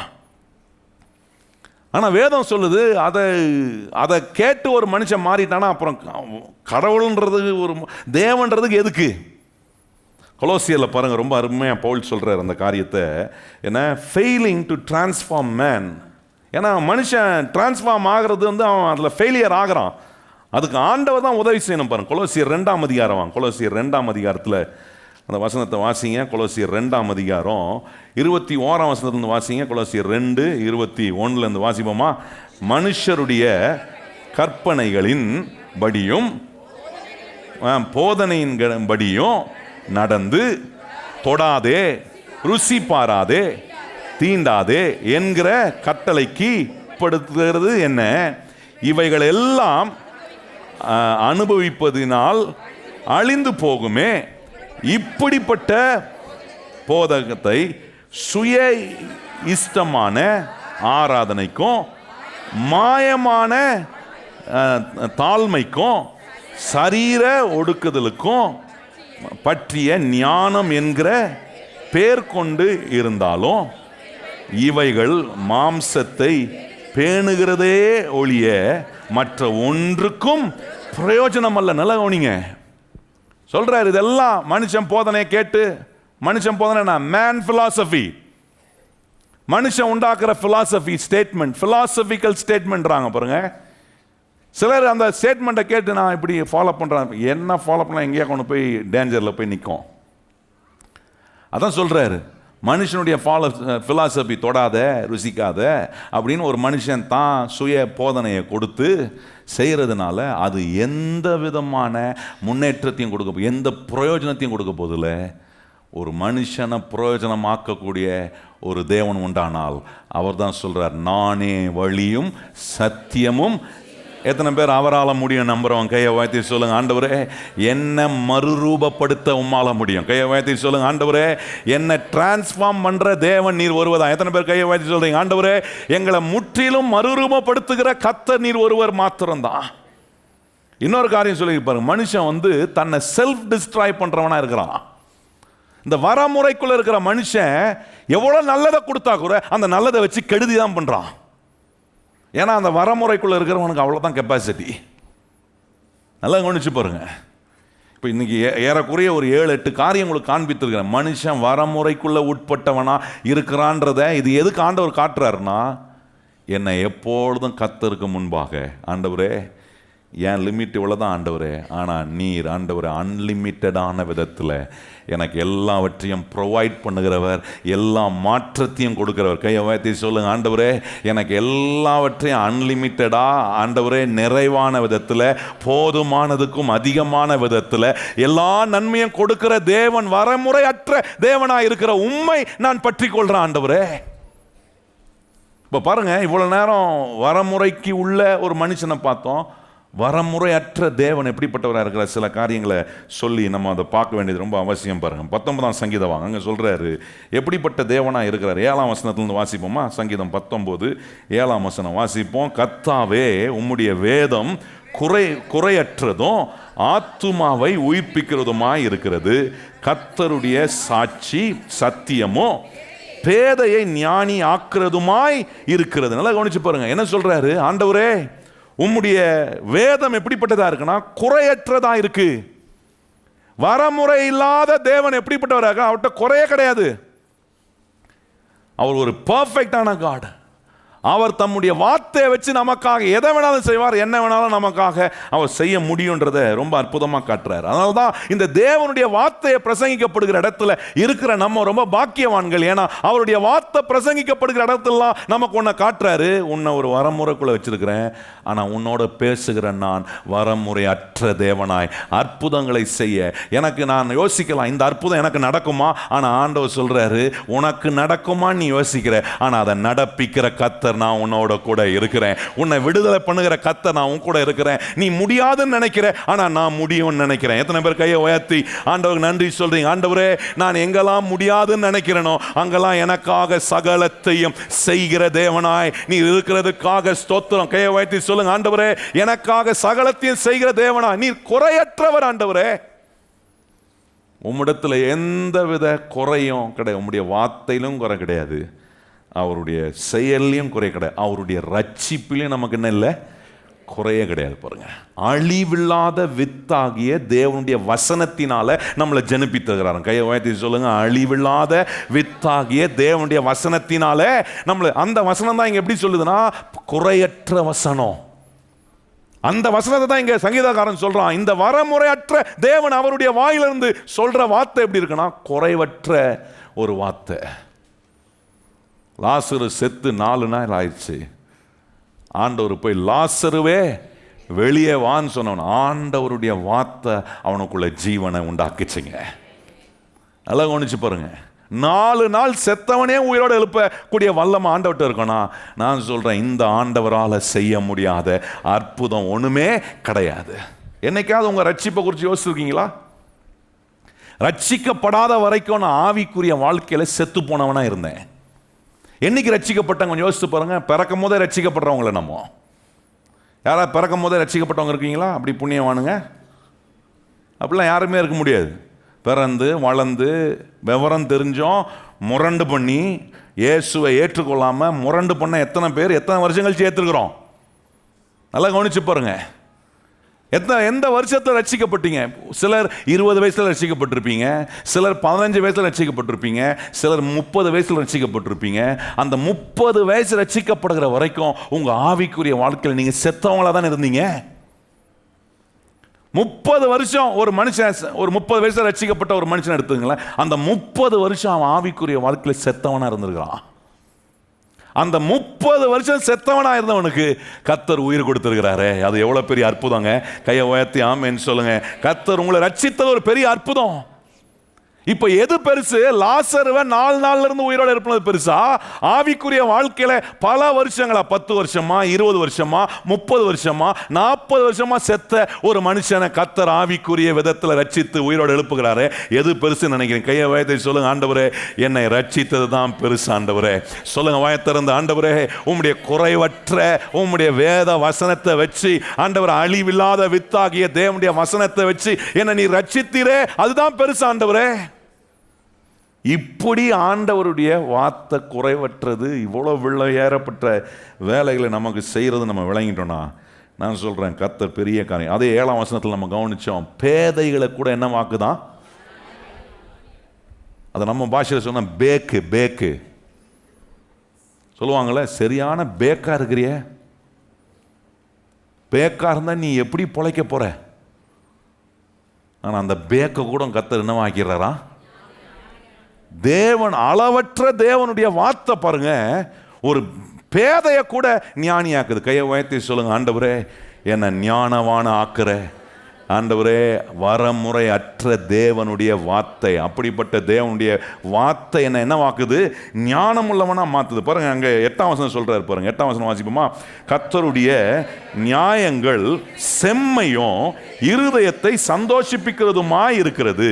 கர்த்தருடைய கற்பனை தூய்மையும் கண்களை தெளிவாக்குறதுமாய் இருக்கிறது. நல்லா கவனிச்சு பாருங்க. சொல்றாரு இங்க, செம்மையா இருக்கான் கர்த்தருடைய நியாயங்கள். கர்த்தருடைய நியாயங்கள் செம்மையா இருக்கு. அது செம்மையா இருக்கிறதுனால அது என்னை சந்தோஷிப்பிக்குது. வரமுறை அற்ற தேவன் எப்படிப்பட்டவர்? அவருடைய வார்த்தையில he is always right. செம்மையா இருக்கிறார். அவருடைய வார்த்தையில எந்த குறையும். அதனால்தான் அவர் வரமுறை அற்ற தேவன். என் வார்த்தையில் நிறைய தவறு இருக்கு, என் வார்த்தையில் நிறைய நான் ஆல்டர் பண்ண வேண்டியது இருக்குது. முதல் நாள் ஜெபத்தில் நம்ம கவனிச்சோம், அவருடைய வார்த்தையில் எந்த ஆல்டரும் பண்ண வேண்டியதில்லை. ஆனா என் வாயிலிருந்து வர வார்த்தையில் நிறைய நான் ஆல்டர் பண்ண வேண்டியதா இருக்கு. சொல்ற செம்மை அப்படின்னா ரைட். அவருடைய வார்த்தை எப்பொழுதும் சரியான வார்த்தை. கையை வைத்து சொல்லுங்க, நான் ஆராதிக்கிற இயேசு எனக்கு எப்பவுமே கரெக்டான ரைட்டான வேர்டை கொடுப்பார். சொல்லுங்க, கையை உயர்த்தி. எத்தனை பேர் சொல்ல முடியும்? இந்த ஜெப நாட்களில் கர்த்தர் நமக்கு ரைட்டான வேர்டு, சொல்லுங்க, செம்மையான வார்த்தைகளை கொடுக்கிற தேவனை நான் என்ன பண்ணுகிறேன்? நான் ஆராதிக்கிறேன் பாருங்க. அதனால எனக்கு என்ன உண்டாகுதுன்னா சந்தோஷம் உண்டாகுது. சந்தோஷம் எதனால வருது? செம்மையான வார்த்தை எனக்கு வர்றதுனால அது சந்தோஷிப்பிக்குது. செம்மையான வார்த்தை வரலனா சந்தோஷம் வராது. கையை வைத்து சொல்லுங்க, கர்த்தருடைய சரியான வார்த்தை என்னை மகிழ்ச்சியாக்குது. கையை வைத்து சொல்லுங்க, கர்த்தருடைய சரியான வார்த்தை என்ன பண்ணும்? எவ்வளவு துக்கத்தில் எவ்வளவு சோகத்தில் இருந்தா கூட நான் சொல்றேன், கர்த்தருடைய கரெக்டான வேர்டு உங்களை சந்தோஷமாக்கும். இன்னொன்று சொல்றாரு 8ஆம் வசனத்தில் அங்கே சொல்றாரு, ஆண்டவருடைய வார்த்தை எப்படி இருக்குன்னா தூய்மையுமா இருக்கா. பியூர். ஆண்டவருடைய வார்த்தை. நான் பியூர் இல்லை, ஆனா கர்த்தர் என்னோட பேசுற வார்த்தை பியூரா இருக்கு. அந்த பியூரான வார்த்தையை கேட்ட உடனே எனக்குள்ள ஒரு என்லைட்மெண்ட் வருது, ஒரு வெளிச்சம் வருது. அந்த வார்த்தை பியூரா இருக்கனால தான் எனக்கு எவ்வளவு பியூர் இல்லை, நான் இன்னும் எவ்வளவு பியூர் ஆகணும் என்பதை எனக்கு காட்டுது. வேதம் சொல்கிறது, இப்பிரபஞ்சத்தின் அதிபதியாகிய பிசாசானவன் எல்லாருடைய கண்களையும் மனதையும் அவன் என்ன பண்ணி வச்சிருக்கிறானா? இருட்டாக்கி வச்சிருக்கிறான், குருட்டாக்கி வச்சிருக்கிறான் பாருங்க. ஆனா இந்த வசனம், தூய்மையான வசனம் வரும்போது என் குருட்டுத்தன்மையெல்லாம் நீக்கி என்னை பிரகாசமாக்குற கர்த்தர் என்னோட பேசுகிற. கையை உயர்த்தி சொல்லுங்க, இந்த வார்த்தைகள் எல்லாம் என்னை தூய்மையாக்குது. எத்தனை பேர் சொல்ல முடியும்? ஆண்டவரே, உம்முடைய பேசப்படுகிற, போதிக்கிற, ஆண்டவரே, இந்த ஜெப நாட்களில் நீர் எனக்கு சொல்ற ஒவ்வொரு வார்த்தையும் கையை உயர்த்தி சொல்லுங்க, இயேசுவே, என்னை உள்ளும் புறம்பும் தூய்மை ஆக்குகிறதுக்காக ஸ்தோத்திரம் ஆண்டவரே. அப்புறம் 9ஆம் வசனம் சொல்றாரு பாருங்க, கர்த்தருக்கு பயப்படுகிற பயம் சுத்தமும். நல்லா அப்ப அர்த்தம் சொல்றாரு எப்படி இருக்குன்னா, இட் வில் கிளீன் யூ. 9ஆம் சொல்றாரு, இந்த அளவற்ற தேவனுடைய வார்த்தை எப்படி இருக்குன்னா, அது எப்பவுமே சுத்தம் உள்ளதா இருக்கு. தூய்மை மாத்திரம் இல்லை, சுத்தமாக இருக்குது. சொல்லுங்க கையை உயர்த்தி. அது நம்மளை பியூர் பண்ணுறது மாத்திரம் இல்லை, நம்மளை க்ளீன் பண்ணுது. சொல்லுங்க கையை உயர்த்தி, ஆண்டவரே, ஒவ்வொரு நாளும் க்ளீனிங் ரொம்ப முக்கியம். சொல்லுங்க வாயத்தில் என்ன முக்கியம்? வீட்டை டெய்லியும் க்ளீன் பண்ணுறீங்களா? ஐயோ தெரியாமல் கேட்டோம் போல. வீடுனா டெய்லியும் க்ளீன் பண்ணணும். வாயை டெய்லியும் க்ளீன் பண்ணுறீங்களா? இப்போ கேட்டால் சில நேரம் வாயை சிலருக்கு 10 முறை க்ளீன் பண்ணணும். ஏன்னா சில நேரம் வாய் நாறுச்சுன்னா என்ன பண்ணணும்? தெரியாத மாதிரி இருக்கிறீங்க பாருங்க. செக் பண்ணிங்க, வாய் நார் தான் மோந்து பார்த்துங்க. நாறுச்சுன்னா போய் பல்லு என்ன பண்ணணும்? ப்ரஷ்ஷில் பேஸ்ட்டை போட்டு தேய்க்கணும். க்ளீனிங் ரொம்ப முக்கியம் பாருங்க. நம்முடைய தேவன் வரமுறையற்ற தேவன். எத்தனை முறை என்னை க்ளீன் பண்ணாலும் க்ளீன் பண்ண அவர் ரெடியாக இருப்பார். கையை உயர்த்தி சொல்லுங்க, எத்தனை முறை உங்களை க்ளீன் பண்ணுமோ அவர் என்ன பண்ணுவார்? க்ளீன் பண்ணுறாரு. ஒவ்வொரு நாளும் அவர் க்ளீன் பண்ணுறதுனால தான் இன்னைக்கு நான் அவருடைய பிள்ளையாக இருக்கிறேன். அவர் க்ளீன் பண்ண நான் இடம் கொடுக்குறேன். அவர்கிட்ட சொல்கிறேன், ஆண்டவரே, என்ன ஆண்டவரே நீ சுத்தமாக்கும் ஆண்டவரே. கையை உயர்த்தி சொல்லுங்க, ஆண்டவரே என்ன நீர் என்ன வாக்கும்? சுத்தமாக்கும் ஆண்டவர். அடுத்தது 9ஆம் வசனம் சொல்கிறாரு பாருங்க, அவருடைய வார்த்தை, வரமுறைக்கற்ற தேவனுடைய வார்த்தை எப்படி இருக்குன்னா, கர்த்தருக்கு பயப்படுகிற பயம் சுத்தமும் என்றென்றைக்கும் நிலைத்திருக்கிறதுமாய் இருக்கிறது. கர்த்தருடைய நியாயங்கள் உண்மையும் அவைகள் அனைத்தும் நீதியுமாய் இருக்கிறது. நல்லா கொஞ்சம் சொல்றாரு. இப்ப என்ன சொல்றாரு? உண்மையுமாய் இருக்கிறது. It is true. ஆண்டவருடைய வார்த்தை ஒருபோதும் சந்தேகப்பட. அளவற்ற தேவன் சில வார்த்தைகளை சொல்லும் போது அளவுள்ள மனுஷனா இருக்கிற நான் சந்தேகப்படுவேன். ஆண்டவர் சில அற்புதத்தை செய்யறதுக்கு சொல்லுவாரு. அது எனக்கு என்ன வரும்னா, அளவுள்ள மனுஷன் எப்பவுமே என் அளவோட தான் வச்சு அந்த வார்த்தையை நான் கம்பேர் பண்ணி பார்க்குறேன். அதனால எனக்கு சந்தேகம் வரும். ஆனால் ஆண்டவர் அவர் உண்மை உள்ள, அங்கே சொல்லியிருப்பாங்க, உண்மை உள்ள கர்த்தருடைய வார்த்தை. கையை வைத்து சொல்லுங்க, ஆண்டவரே உம்முடைய வார்த்தை உண்மை உள்ளது. சொல்லுங்க, ஆண்டவரே உம்முடைய வார்த்தை உண்மை உள்ளது. 10ஆம் வசனம் பாருங்க, அது சொல்றாரு. அடுத்தது ஆண்டவருடைய சுபாவம், அந்த அளவற்ற தேவனுடைய சுபாவம் சொல்லியிருக்கு.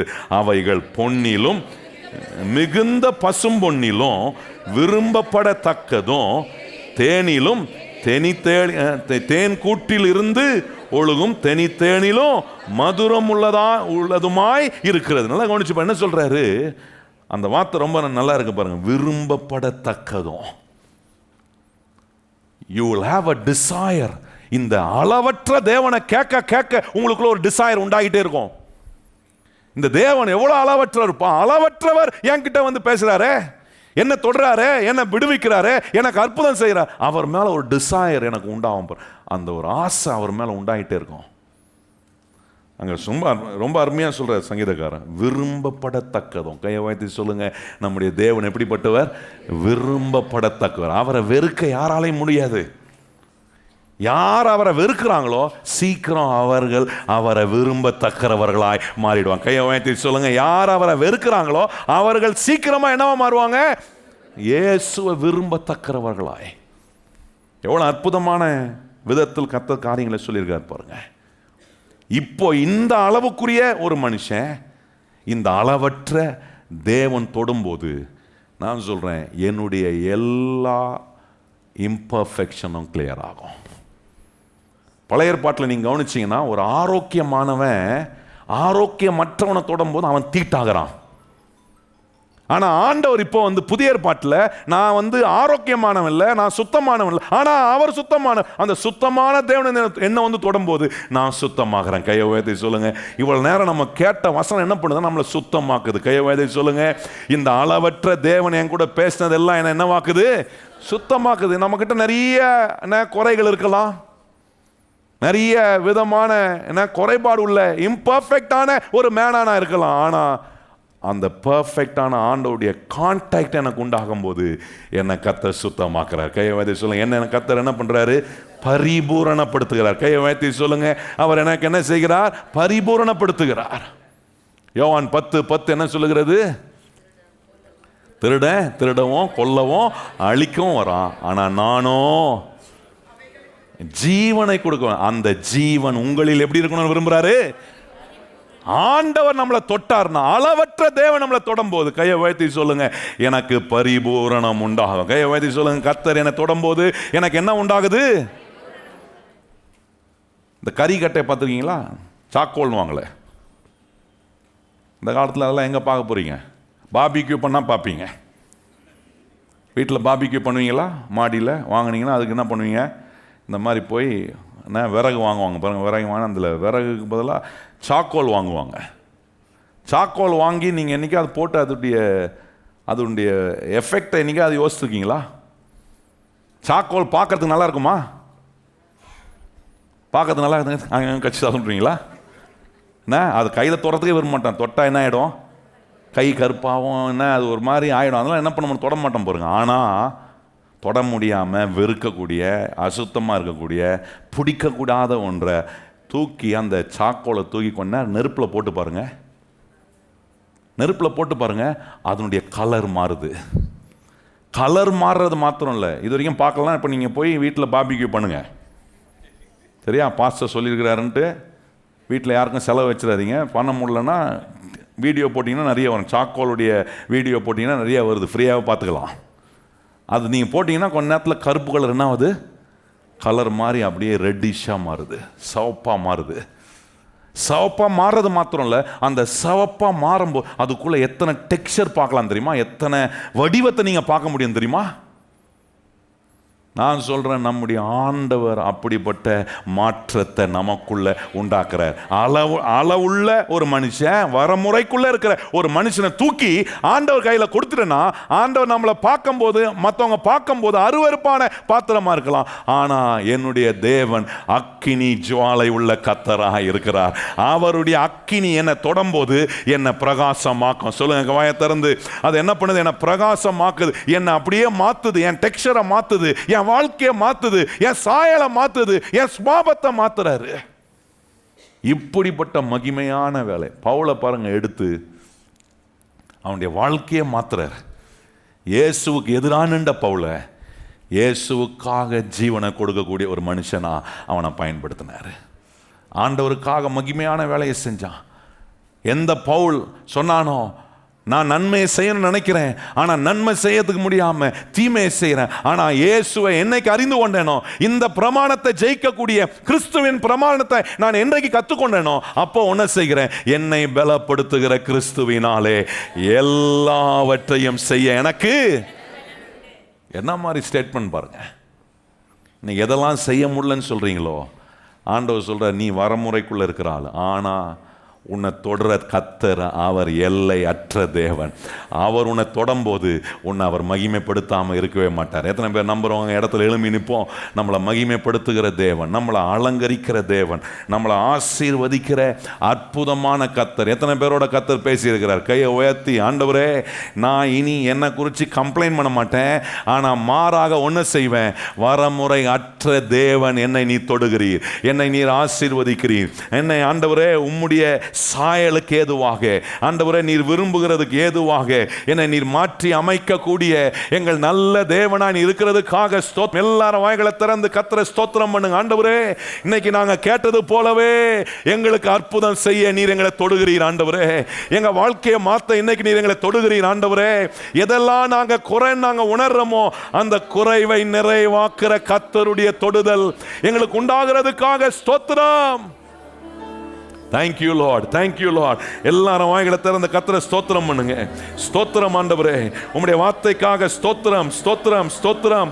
இன்றைக்கு எங்களோட பேசினதுக்காக ஸ்தோத்திரம் ஆண்டவரே. எல்லாத்துக்கும் ஒரு அளவுகோல் இருக்கு, ஆனா உம்முடைய வார்த்தைக்கும் ஆண்டவரே உம்முடைய வல்லமைக்கும் அளவே இல்லை. சொல்லுங்க ஆண்டவரே, அளவே இல்லாத தேவனுடைய அந்த தொடுதல் எங்களை நிரப்புகிறதுக்காக ஸ்தோத்திரம் ஆண்டவரே.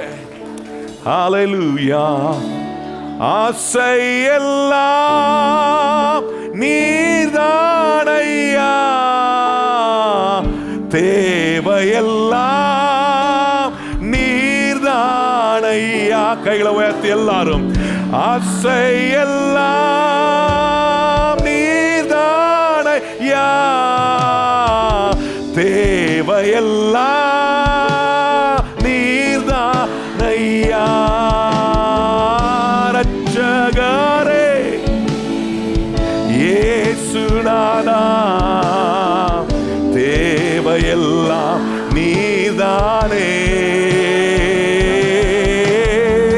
ரட்சகரே இயேசுநாதா,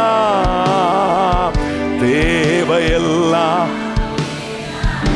இன்னொரு விசை, ஆசையெல்லாம், ஆசையெல்லாம் நீதானையா,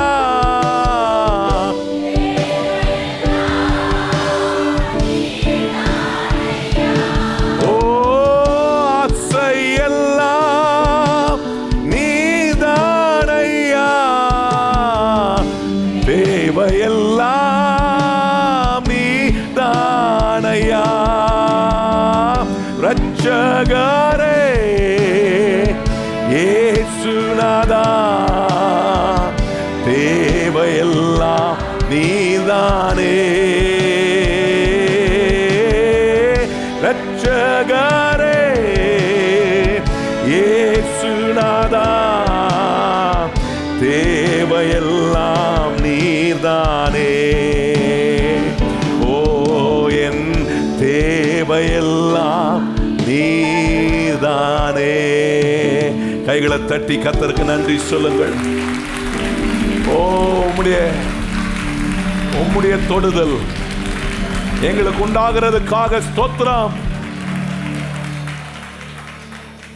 இந்த ராத்திரி வேளையில் உன்னை ஆரோக்கியமாக்குறதுக்காக கர்த்தர் இன்னைக்கு உன்னை தொடுகிறார். பலவீனமா இன்னைக்கு இந்த இடத்துல வந்திருப்பீங்கன்னா உங்க கையை உயர்த்துங்க. ஆண்டவரே, என் பலவீனத்தை தொடும் ஆண்டவரே. கேளுங்க, என்னை தொடும் ஆண்டவரே. அளவற்ற தேவன், எனக்கு ஆரோக்கியத்தை கொடுக்க உம்மால முடியும், என்னை பலப்படுத்த உம்மால முடியும் ஆண்டவரே. இது முடிந்தது, இனிமே இதுல ஒரு துவக்கம் வர்றதுக்கு வாய்ப்பு இல்லை என்று சொல்லியிருக்கலாம். ஆனா இன்னைக்கு நான் சொல்லுகிறேன், உன்னை தொடுகிற இயேசுவால அந்த ஆரம்பத்தை உனக்கு உண்டாக்க அவரால முடியும். அந்த புதிய ஆரம்பத்தை அவருக்கு கொடுக்க முடியும். ஓ சுகத்தை கொடுக்க முடியும். உன்னுடைய சுக வாழ்வை சீக்கிரமாய் துளிர்க்க வைக்கிற கர்த்தர் இன்னைக்கு உன்னை தொடுகிறார். ஓ கர்த்தருடைய மகிமையான தொடுதல் உன்னை நிரப்புகிறது. பலவீனன் அல்ல, பலவீனன் அல்ல. ஆண்டவரே, உம்முடைய பலத்தினால எங்க பலவீனத்தெல்லாம் நீராக விட்டுகிறீர். வரமுறைக்குள் இருக்கிறேன்னா, வரமுறையற்ற தேவன் என்னை சூழ்ந்து நிற்கிறீர், என்னை சூழ்ந்து நிற்கிறீர். அதை தான் நான் பார்க்கிறேன். ஆண்டவரே, என்னை நீர் ஆண்டவரை சூழ்ந்திருக்கும் போது ஒரு தீமையும் உம்மை தாண்டி என்னை தொடவே முடியாது. ஒரு சத்துருவும் என்னை மேற்கொள்ளவே முடியாது. ஒரு ஆண்டவரே சூழ்நிலையிலும் நான் வெட்கப்பட்டு போக மாட்டேன் ஆண்டவரே. நிச்சயமா அப்படிப்பட்ட மகிமையான கர்த்தருடைய வேலை, அளவற்ற தேவனுடைய அற்புதமான தொடுதல். எங்கெங்கெல்லாம் எங்களுக்கு குறைபாடு இருக்கோ, எங்கெங்கெல்லாம் இம்பர்ஃபெக்ஷன் இருக்கோ, நீர் ஆண்டவரே பரிபூரணமான கர்த்தர். நீங்க சொன்னீங்களே, பரிபூரணமான ஜீவனை உனக்கு நான் கட்டளையிடுகிறேன். எத்தனை பேரை பெற்றுக்கொள்கிறவன் கையை உயர்த்தி நல்ல ஆண்டவருக்கு சொல்லுங்க, எனக்கு பரிபூரணமான ஜீவனை கர்த்தர் எனக்கு நீர் கொடுக்கிறீர் ஆண்டவரே. அவருடைய ஜீவன் நம்மில் பரிபூரணம் அடைய கர்த்தர் விரும்புகிறார். எங்கள் பரலோக பிதாவே, இந்த 2வது நாள் ஜெபத்தை நீர் எங்களுக்கு ஆசீர்வதித்து கொடுத்ததுக்காக ஸ்தோத்திரம். இனி நாங்கள் ஒரு தைரியத்தில் வாழ முடியும். அந்த தைரியம் என்னன்னா, என் ஆண்டவர் எல்லையற்ற விதத்தில் எனக்காக வேலை செய்கிற தேவனாக இருக்கிறார். அவரால் செய்ய முடியாத அற்புதம் ஒன்றுமில்லை, அவரால் திறக்க முடியாத வாசல் ஒன்றுமில்லை, அவரால் மாற்ற முடியாத சூழ்நிலைகள் ஒன்றுமில்லை. சகலத்தையும் கையை உயர்த்தி எல்லாரும் சொல்லுவோம், என் தேவன் எனக்காக சகலத்தையும் அவர் செய்து முடிப்பார்.